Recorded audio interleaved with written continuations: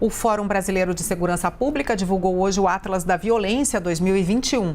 E sobre esses dados, em especial os relacionados a mulheres e negros, eu converso com a Samira Bueno, que é diretora executiva do Fórum Brasileiro de Segurança Pública. Muito boa tarde, Samira. Bem-vinda ao Visão CNN. Boa tarde, Carla. Boa tarde aos assinantes. Eu queria que você comentasse isso que a gente trouxe até agora há pouco, eu estava comentando, que é muito fácil se estabelecer relações simplistas entre esses dados, por exemplo, e relacioná-los a pessoas negras cometendo mais crimes e, por isso, sendo mais vítimas de assassinato. Qual seria a explicação, então, para que esse dado traga 77% das vítimas de homicídio da cor da cor negra? Isso significa que essas pessoas são mais vulneráveis à violência?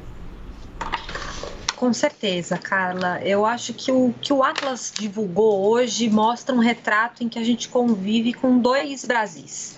O Brasil dos não negros, dos brancos, dos amarelos, em que a taxa de violência letal é de 11 por grupo de 100 mil habitantes, e o país dos negros, em que a taxa é de 29 por grupo de 100 mil. Então, a gente está falando que isso já pondera pela população. A gente está falando, de fato, que a população negra está muito mais vulnerável à violência, e não só à violência. Na verdade, a gente tem um acúmulo histórico, legado, né, de mais de 300 anos de escravidão e da ausência de políticas públicas que relegaram a população negra a um lugar em que ela concentra uma série de indicadores dos piores. Então, a gente está falando de índices maiores de evasão escolar, piores indicadores de inserção formal no mercado de trabalho. As mulheres negras são as que recebem os menores salários quando comparadas não só com mulheres brancas, mas até mesmo com os homens negros. Então, a gente está falando de um legado de um país que é racista e que isso reverbera e se traduz de forma muito explícita nos números da violência.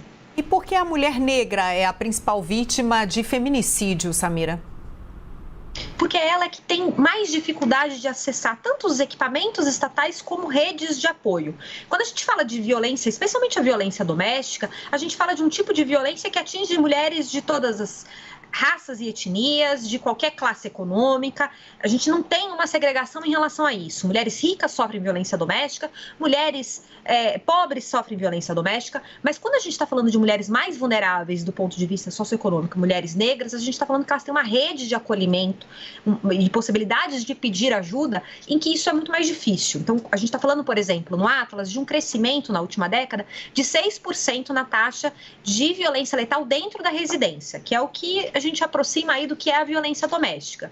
As mulheres que mais sofrem, especialmente a violência letal em decorrência da violência doméstica, são aquelas, por exemplo, que não têm autonomia financeira, que dependem muitas vezes financeiramente do marido e que continuam numa relação em que muitas vezes são vítimas de violência, porque o mais importante é colocar comida na mesa, né? E porque tem filhos e porque, enfim, porque precisam sustentar a família.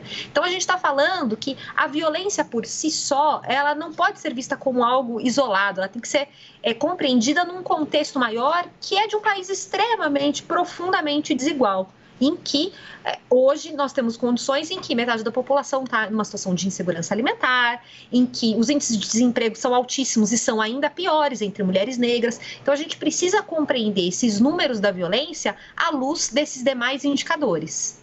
Basília Rodrigues tem uma pergunta. Oi, Samira, tudo bem? Muito boa tarde, obrigada pela entrevista. Ótimo falar com você, né, que entende bem desses dados. Samira, a minha pergunta talvez seja difícil de responder, mas eu tenho certeza que você vai conseguir pelo menos nortear, né, uma resposta. Quem mata e por que mata esses negros? Porque a gente vê que mais negros morrem, levando em consideração as mortes no núcleo familiar e também na rua, tanto homens quanto mulheres, jovens ou não, mas a maioria é negra. Quem mata mais esses negros e por que mata? Ei, Basília, que bom falar com você. Na verdade, eu diria que a gente consegue responder essa pergunta parcialmente, né? Acho que Um dos comentaristas anteriormente aqui, que estava analisando os dados, falou, por exemplo, das baixas taxas de elucidação de homicídios no Brasil. Então, para a gente entender quem mata, a gente está olhando para as estatísticas de esclarecimento de resolução de homicídios. Eu diria que quem mata, no caso dos homicídios de mulheres, em geral, são companheiros e ex-companheiros, né? Quando a gente fala especialmente da violência doméstica. Mas toda essa mortalidade no Brasil, quando a gente fala dos mais de 620 mil homicídios da última década, a gente está falando primordialmente de jovens. Né? Eu diria que esse é o público que mais concentra, e homens, né? É importante a gente fazer o marcador de gênero aí também. Quem mata? Quem mata são os homens. Tanto as mortes de mulheres quanto as mortes de homens são de autoria de homens. Então, os assassinatos, o percentual de assassinatos que são de autoria de mulheres são muito baixos. Esses homens são negros, são brancos, são amarelos, são indígenas, são de todas as cores. Sabemos se são uma maioria negra ou não? Não sabemos, porque o que a gente tem hoje disponível de informação de elucidação de homicídios não nos traz essa estatística, mas se tem algo que a gente pode afirmar categoricamente e que não acontece só no Brasil, tá? Isso acontece em diferentes países do mundo e principalmente na América Latina, que é uma região que é muito marcada pela violência, é que quem mata são homens. E o principal instrumento utilizado para matar são as armas de fogo.